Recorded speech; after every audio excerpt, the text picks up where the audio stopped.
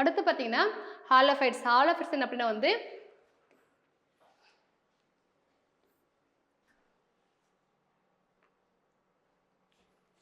உவர் சதுப்பு நில தாவரங்கள். அதாவது ஒரு ரிவரும் கடலும் சேரக்கூடிய இருக்கு இல்லையா, சந்திக்கிற இடம் இருக்கு இல்லையா, முகத்துவாரம்னு சொல்லுவோம்ல நம்ம, அந்த மாதிரி பிளேஸ் இருக்கிறது என்ன சொல்றாங்கன்னா வந்து உவர் சதுப்பு நில தாவரங்கள் அப்படின்னு சொல்லிட்டு சொல்றாங்க.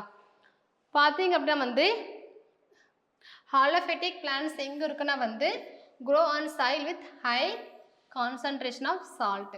இது எந்த மாதிரியான பிளேஸில் வளரும்னா அது வளரக்கூடிய எப்படி இருக்கும், சால்ட் கண்டென்ட் வந்து அதிகமாக இருக்கும். ஓகேங்களா. மிகையான உப்புக்கள்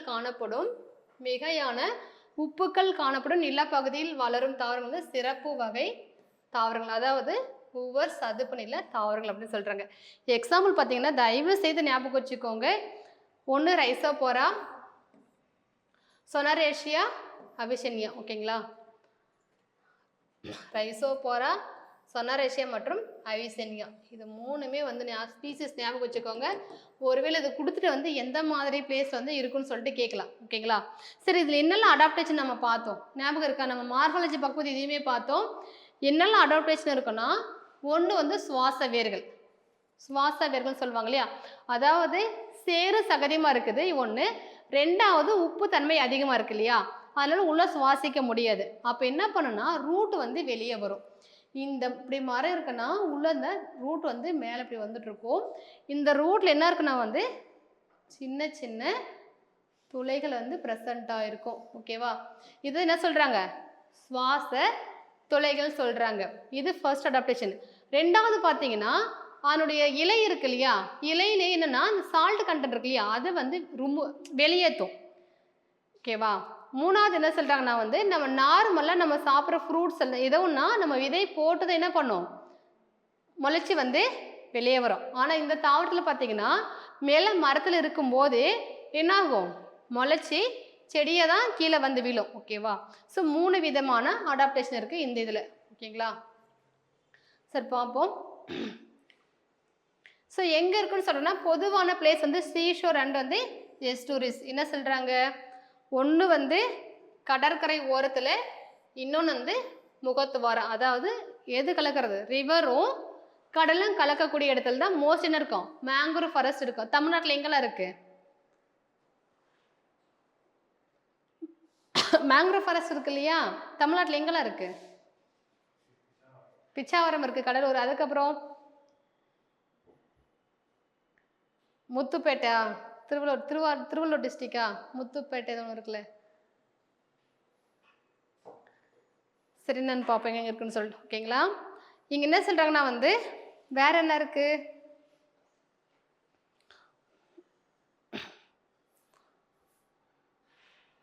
ஸோ லாஸ்ட்டு பாருங்க, அந்த ஃபாரஸ்ட் மேங்க்ரோவ் ஃபாரஸ்ட் அப்படின்னு சொல்கிறாங்க. அங்கே இருக்கக்கூடிய தாவரங்கள் வந்து மேங்க்ரோவ்ஸ். ஓகேவா. பாருங்க. ஸோ இதுதான் வந்து தாவரம்னா என்ன பண்ணுது, உள்ளே வந்து ரூட் இருக்குது இருந்தாலும் என்ன ஆகுது, போயிட்டு மேலே ரூட் வந்துட்டு இருக்கு இல்லையா, இதுதான் வந்து சுவாச வேர்கள் சொல்லுவாங்க. இந்த சுவாசத்தில் சின்ன சின்ன துளைகள் இருக்கும். இதில் வந்து சின்ன சின்னதாக வந்து துளைகள் இருக்கும். ஓகேவா. அது என்ன சொல்கிறாங்க, நெமட்டோ போர் சொல்கிறாங்க. ஓகேங்களா. அப்புறம் வேறு என்ன இருக்குன்னு பாருங்கள். நெக்ஸ்ட் ஒரு தமிழ்நாட்டில் வந்து அவுட் ஆஃப் 3 டிஸ்ட்ரிக்ட், தமிழ்நாட்டில் பார்த்தீங்கன்னா நாகப்பட்டினம் இருக்குது, தஞ்சாவூர் இருக்குது, திருவாரூர் இருக்குது. ஓகேங்களா. இங்கேயும் இருக்குது. இதில் கடலூர் கொடுக்கல, கடலூர்லேயும் என்னது சிதம்பரம், இது பிச்சாவரம் இருக்கு இல்லையா, அது இருக்குது. நெக்ஸ்ட் வந்து முத்துப்பேட்டை பார்த்தீங்கன்னா வந்து திருவாரூர் டிஸ்ட்ரிக்ட். சார் திருவாரூர் டிஸ்ட்ரிக்டில் இருக்குது. இவங்களாம் என்ன சொல்கிறாங்க அப்படின்னா வந்து 2018 வந்துச்சு இல்லையா கஜா சைக்ளோன், அது வந்து குறைவான பாதிப்பு தான் வந்து ஏற்பட்டுச்சுன்னு சொல்கிறாங்க. என்ன ரீசன் சொல்கிறாங்க அப்படின்னா வந்து அங்கிருந்து மேங்க்ரோவ் ஃபாரஸ்ட் இருக்கு இல்லையா, அப்போது மேங்க்ரோவ் ஃபாரஸ்ட் இருக்கும்போது அந்த அலைகள் வரும்போது என்ன ஆகுது, இதுவே வந்து பாதி தடுத்துறது இல்லையா, அப்போது பாதிப்பு வந்து குறைவாக வந்து ஏற்பட்டுச்சு அப்படின்னு சொல்லிட்டு சொல்கிறாங்க. ஓகேவா. ஸோ அடுத்து முக்கியமான பாயிண்ட் இது எல்லாமே. ஓகேங்களா. அதாவது வந்து எப்படி விதை வந்து பரவுது. ஓகேங்களா. நம்ம சாப்பிட்டு நாமளே போடுறோம், சில நம்ம இது பண்ணுறோம், சிலது என்ன பண்ணுவோம், அந்த பறவைகள் இருக்கு இல்லையா, பறவைகளை சாப்பிட்டு என்ன பண்ணுவோம், எச்சத்தை போடும் போது அந்த எதை வந்து என்ன புதுசாக வந்து போய் முளைக்குன்னு சொல்கிறோம் இல்லையா. ஸோ எதை மூலமெல்லாம் பார்ப்போம். ஃபர்ஸ்ட்டு டிஸ்பர்சல் பை விண்டு. அப்போ காற்றின் மூலமாக வந்து பரவுறது என்ன சொல்கிறாங்கன்னா அனிமோகோரி. அனிமோகோரிங்கிறது காற்றின் மூலம், இந்த வார்த்தை முக்கியம். அனிமோகோரினா காற்றின் மூலம். அனிமோமீட்டர் என்னது? அனிமோமீட்டர்னா காற்றை மெஷர் பண்றது தானே, ஆமாவா இல்லையா? அனிமோகோரி வந்து அப்போ விதை வந்து காற்றின் மூலமா பரவுது. யோசிச்சு பாருங்க, நம்ம எருக்கஞ்செடி நீங்க பார்த்தீங்கன்னா, எருக்கஞ்செடி பார்த்துருக்கீங்களா? எருக்கஞ்செடி தெரியுமா? முதல்ல அந்த விதை அப்படி வெடிச்சதுன்னு வச்சுக்கோ, என்னால் வெயில் டைம் தான் வெடிக்கும். அப்படி வெடிச்சதுன்னா அது அப்படியே அழகாக பறந்து போயிட்டு இருக்கும். வெறுக்கஞ்செடி மட்டும் நிறைய அந்த மாதிரி பிளான்ட் இருக்கு. அப்படியே அழகாக காற்றுல வந்து விதை பறந்துட்டு இருக்கும். சரி, எங்கள் இடத்துல போய் செட்டில் ஆகி அந்த இடத்துல அந்த செடி வந்து வளரும். ஓகேங்களா? ஸோ அதை வந்து காற்றின் மூலம் பரவுதல். எக்ஸாம்பிள் வந்து ஆஸ்கிலிபியஸ் வந்து கைரோகார்பஸ். ஆஸ்கிலிபியஸ் கைரோகார்பஸ். அதுக்கப்புறம் வாட்டர், டிஸ்போசல் பை வாட்டர், ஹைட்ரோகோரி. நீரின் மூலம் என்ன சொல்லலாம்? தாமரை சொல்லலாம். அப்புறம் நம்ம தேங்காய் இருக்கு இல்லையா? ஸோ இதெல்லாம் வந்து வாட்டர் மூலமாக பரவுறது. நெக்ஸ்ட்டு பார்த்தீங்கன்னா வந்து அனிமல்ஸ், ஜூகோரி. ஓகேங்களா? ஒன்று என்னது? Sunflower, papaya. அது மட்டும் இல்லை, நிறைய ஃப்ரூட்ஸ் இருக்குது நம்ம பார்க்குற இப்போது. என்னெல்லாம் சொல்லலாம்? நிறைய இருக்குது. ஓகேவா? இந்த வேப்பம் இது இருக்கு இல்லையா? வேப்பம் பழத்தையும் சாப்பிட்டு எச்சமாக போடும். அதுக்கப்புறம் வந்து என்ன சொல்லலாம்? நிறைய இருக்குது. ஓகேவா? என்னெல்லாம் ஃப்ரூட்ஸ் இருக்குது, இதெல்லாம் சாப்பிட்றதெல்லாம் வந்து எச்சமாக போடும். ஓகேவா? ஸோ நெக்ஸ்ட்டு பார்த்தீங்கன்னா ரொம்ப முக்கியமானது இந்த இது. ஓகேங்களா? ஃபர்ஸ்ட் என்ன சொல்கிறாங்க வந்து March 21 என்ன சொல்கிறாங்க? வேர்ல்டு ஃபாரஸ்ட்டு டே. March 22 நீர் தானே, வாட்டர் டே வரும். ஓகேங்களா? March 21 வந்து வேர்ல்டு ஃபாரஸ்ட் டே, 22 வந்து வாட்டர் டே. April 22 என்ன சொல்கிறாங்கன்னா வந்து எர்த் டே. ஓகேங்களா? புவி நாள். May 22 என்ன சொல்கிறாங்கன்னா வந்து வேர்ல்டு பயோடைவர்சிட்டி டே. June 5 வந்து வேர்ல்டு என்விரான்மெண்ட் டே. 7 வந்து வான் மகர்சோ டே. அடுத்து பார்த்தீங்கன்னா வந்து September 16 என்னது? இன்டர்நேஷ்னல் ஓசோன் டே. ஓகேங்களா? அகில உலக ஓசோன் தினம். July 7 வந்து வான மகர்சோ. June 5 வந்து உலக சுற்றுச்சூழல். May 22 வந்து உலக உயிரி பன்ம தினம். April 22 வந்து புவி தினம். March 21 உலக வன தினம். ஓகேங்களா? ஸோ உங்களுக்கு டே கேட்குறாங்க, அதனால் வந்து மனப்பாடம் பண்ணிக்கோங்க. ஓகேவா? கொஸ்டின் பார்த்துலாம், என்ன கொஸ்டின் கேட்டிருக்காங்கன்னு. ஃபர்ஸ்ட் பார்த்தீங்கன்னா the chief function of velamen tissue. velamen tissue எங்கே ப்ரெசென்ட் இருக்குன்னா வந்து எஃபிபைட்ஸ், நம்ம தாவரம் பார்த்தோம் இல்லையா? அந்த எஃபிபைட்ஸ்லாம் பார்த்தீங்கன்னா என்னது? காற்றுல தான் தொங்கிட்டு இருக்கு. அந்த தாவரத்துலேருந்து எதுவும் எடுக்கிறது கிடையாது. அப்போ அதுக்கு நீர் எங்கேருந்து வரும்னா காற்றுல தொங்கிட்டு தான் கீழே தொங்கிட்டு இருக்கும். அந்த மரத்து கீழே இப்படி தொங்கிட்டு இருக்குல்ல இந்த வேர், இந்த வேரில் பார்த்தீங்கன்னா ஸ்பாஞ்சு மாதிரி, பஞ்சு மாதிரி வந்து வெள்ளையாக இருக்கும், பஞ்சு மாதிரி இருக்கும். ஓகேவா? அந்த டிஷ்யூ இருக்கும். அவங்க என்ன பண்ணுவாங்கன்னா அட்மாஸ்பியரில் இப்போ சூழல் இருக்கு இல்லையா, அதுலேருந்து ஹியூமிடிட்டி இருக்குல்ல, ஈரப்பதம் இருக்கு இல்லையா, அதை அப்சர்வ் பண்ணி கொடுக்கும். ஓகேங்களா? அப்போது இந்த வெலமன் டிஷ்யூ அப்படிங்கிறது வந்து என்னுடைய முக்கியமான பணி என்னன்னா வந்து absorption of moisture from the air. அப்போ இந்த ஏரில் அட்மாஸ்பியர் இருக்கிற மாய்ஸ்சர் அப்சர்வ் பண்ணி கொடுக்கறது தான் என்னுடைய முக்கியமான வேலை. இது எங்கே ப்ரெசென்ட் ஆயிருக்குன்னா தொற்று தாவரத்தில் இருக்குது, அதாவது எபிபைட்ஸில் வந்து ப்ரெசென்ட் ஆகிருக்கும். ஓகேவா? அடுத்து பார்த்தீங்கன்னா வந்து which among the following is known as terror of Bengal. பெங்காலின் துயரம் அப்படின்னு எது சொல்கிறாங்கன்னா வந்து ஐகார்னியா இருக்கு இல்லையா, ஆகாய தாமரை, அதை தான் சொல்லுவாங்க. ஓகேங்களா? ஐகார்னியா பிளான்ட்டு, அதாவது ஆகாய தாமரை. இவங்க என்ன சொல்லுவாங்கன்னா வந்து டெரர் ஆஃப் பெங்கால் சொல்லுவாங்க. ஓகேங்களா? ஸோ இப்போ டிரான்ஸ்லேஷனை பாருங்கள். நெக்ஸ்ட்டு பார்த்தீங்கன்னா வந்து சீடு எப்படிலாம் டிஸ்பர்ஸ் ஆகுது. ஓகேங்களா? First zoophily, hydrophily, entomophily, anemophily. ஓகேங்களா? அப்படி மேட்ச் பண்ணுங்க பார்ப்போம். ஹைட்ரோனா என்னது? வாட்டர் மூலமாக வருமா? வேலிசரி என்னது பார்த்தோம் நம்ம? வேலிசரிங்கிறது வந்து நம்ம ஹைட்ரோபைட்ஸ் தான் நம்ம பார்த்தோம். ஓகேங்களா? அப்போ பிக்கு வந்து 1 வரலாமா?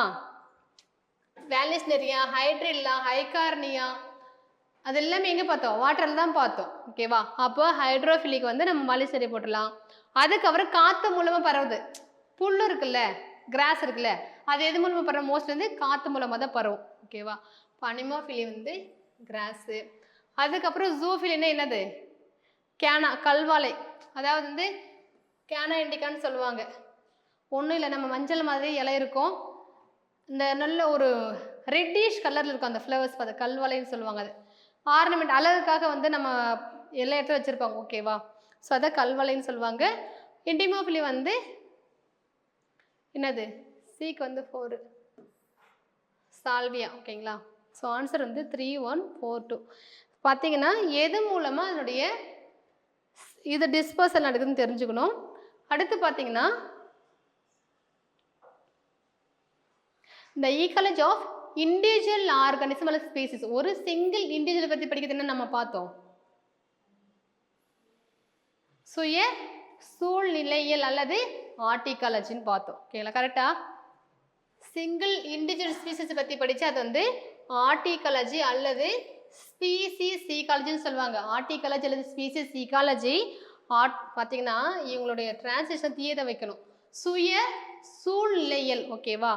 சுய சூழ்நிலையியல் தான் அதுக்கு ஆன்சர், ஓகேங்களா? அல்லது ஸ்பீசிஸ் வந்து சிற்றின சூழ்நிலையில் அப்படின்னு சொல்லிட்டு சொல்லலாம், ஸ்பீசிஸ் ஈகாலஜி. அதுவே வந்து நம்ம கம்யூனிட்டி பற்றி படிக்கிறதுனா மோர் தென் ஒன் ஸ்பீசிஸ் படிக்கிறது என்ன சொல்கிறாங்கன்னா வந்து சின் ஈகாலஜி, ஓகேவா? அல்லது கம்யூனிட்டி ஈகாலஜி ஞாபகம் வச்சுக்கோங்க.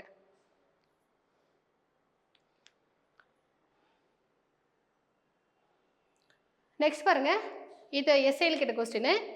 Mangrove forest is located in dash district. இருக்கிறதுல எங்கே மேங்க்ரூவ் ஃபாரஸ்ட் இருக்குன்னு கேட்குறாங்க, ஓகேவா? நம்ம மற்ற டிஸ்ட்ரிக்ட்ல யோசிக்கூடாது, இங்கே இருக்கிறது எதுன்னு பார்ப்போம். கடலூர், கோயம்புத்தூர், தர்மபுரி, சேலம். சேலத்தில் இருக்குமா? சேலங்கிறது வந்து லேண்ட்லாக் டிஸ்ட்ரிக்ட், அதாவது நம்ம என்னது உள்ளே இருக்குது, லேண்டுக்குள்ளே இருக்கிறது. தர்மபுரி பக்கத்தில் தான் இருக்குது. கோயம்புத்தூர் இல்லை. ஆன்சர் என்னது? கடலூர். சிதம்பரம் இருக்கு இல்லையா, பிச்சாவரம். ஸோ அது. நெக்ஸ்ட் ஈகோ சிஸ்டம் பார்ப்போம். ஸோ முன்னே பார்த்தது ஈகாலஜி, ஓகேங்களா? அதனுடைய இதெல்லாம் பார்த்தோம். நெக்ஸ்ட் வந்து ஈகோ சிஸ்டம், ரொம்ப ரொம்ப முக்கியமான டாபிக், ஓகேவா? இப்போ ஈகோ சிஸ்டம் அப்படிங்கிறத வந்து யார் ப்ரப்போஸ் பண்ணுறாங்கன்னா வந்து ஏஜி டென்ஸ்லி. ஒவ்வொரு வார்த்தைக்கும் பார்த்துக்கோங்க யார் சொல்கிறாங்கன்னு சொல்லிட்டு, ஓகேங்களா? ஈகோ சிஸ்டம் சொன்னது யார் வந்து ஏஜி டென்ஸ்லி, 1935. இவர் என்ன சொல்கிறார் அப்படின்னா வந்து ஈகோ சிஸ்டம் அப்படிங்கிறது அதாவது வந்து சூழல் மண்டலம். சூழல் மண்டலம் அப்படிங்கிறது வந்து சொன்னது யாருன்னா வந்து ஏஜி டென்ஸ்லி, 1935 தான் சொல்கிறார், ஓகேங்களா? சரி, என்ன சொல்கிறாருன்னு பார்ப்போம். என்ன டெஃபினேஷன் சொல்கிறாருன்னா ஈகோ சிஸ்டத்துக்கு சுற்றுச்சூழலின் அனைத்து உயிருள்ள மற்றும் உயிரற்ற காரணிகளை இணைப்பதன் விளைவாக அமைந்த ஒரு அமைப்பு. அப்போது ஒரு பிளேஸ் இருக்குது, அந்த பிளேஸ் என்ன பண்ணுது, உயிருள்ள பொருளும் இருக்குது, உயிரற்ற பொருளும் இருக்குது. இது ரெண்டும் இணைக்கிறது என்ன சொல்கிறாங்க, ஒரு அமைப்பு, இணைந்த ஒரு அமைப்பு தான் என்னது, சூழல் மண்டலம் அப்படின்னு சொல்லிட்டு சொல்கிறாங்க, ஓகேங்களா? புரியுதா? ஈகோ சிஸ்டம்ங்கிற வார்த்தையை சொன்னது டான்ஸ்லி. அவர் என்ன சொல்கிறாருன்னா வந்து the system resulting from the integration of, ஓகேங்களா, ஒருங்கிணைது, integration of all the living and non living factors of the environment. ஒரு சூழல் இருக்குது, அங்கே இருக்கக்கூடிய உயிருள்ள பொருளும் உயிரற்ற பொருளும் சேர்ந்து ஒருங்கிணைந்த அமைப்பு என்ன சொல்கிறாங்க, சூழல் மண்டலம் அப்படின்னு சொல்கிறாங்க, ஓகேங்களா? அடுத்து பார்த்தீங்கன்னா ஓடம் அப்படிங்கிற ஒருத்தர் இருக்காங்க. இவர் என்ன சொல்கிறாருன்னா வந்து நம்ம தான் ஈகாலஜி பார்த்தோம் இல்லையா, ஈகாலஜியில் நம்ம முன்னே பார்த்தோம், அதாவது என்ன ரிலேஷன்ஷிப் இருக்குன்னு படிக்கிறது. அப்போ இந்த ஈகாலஜிங்கிறது இல்லையா, அதனுடைய அமைப்பாகவும் செயலாகவும் யார் இருக்காங்க, இந்த ஈகோ சிஸ்டம் இருக்குது அப்படின்னு சொல்லிட்டு சொல்கிறாங்க. புரியுதா? As is structural and functional unit of ecology. ஈகோ சிஸ்டத்தை என்ன சொல்கிறாருன்னா வந்து இவர் structural and functional unit of ecology. ஒரு அதாவது சூழ்நிலையியலின் அமைப்பு மற்றும் செயல்பாட்டு அழகு தான் வந்து இந்த சூழல் மண்டலம் அப்படின்னு சொல்லிட்டு சொல்கிறது வந்து ஓடம், ஓகேங்களா? ஸோ ரெண்டு பேர் சொன்ன டெஃபினேஷன் ஞாபகம் வச்சுக்கோங்க. ஓடம் சொல்கிறது வந்து ஒரு ஈகாலஜி இருக்குது, அந்த சூழ்நிலையியல் அதனுடைய அமைப்பு மற்றும் செயலாக இருக்கிறது வந்து சூழல் மண்டலம் அப்படின்னு சொன்னது வந்து ஓடம். ஆனால் டான்ஸ்ல என்ன சொல்கிறாரு, ஒரு என்விரான்மெண்ட் சூழல், ஒரு சுற்றுச்சூழல் இருக்குது, அந்த சுற்றுச்சூழல் வந்து உயிருள்ள பொருளும் இருக்குது, உயிரற்ற பொருள் இருக்குது, இது சேர்ந்து ஒருங்கிணைந்த அமைப்பு தான் வந்து என்னது, சூழல் மண்டலம் அப்படின்னு சொல்கிறாங்க, ஓகேவா? கிளியரா ரெண்டு பேர் இந்த கான்செப்டில்?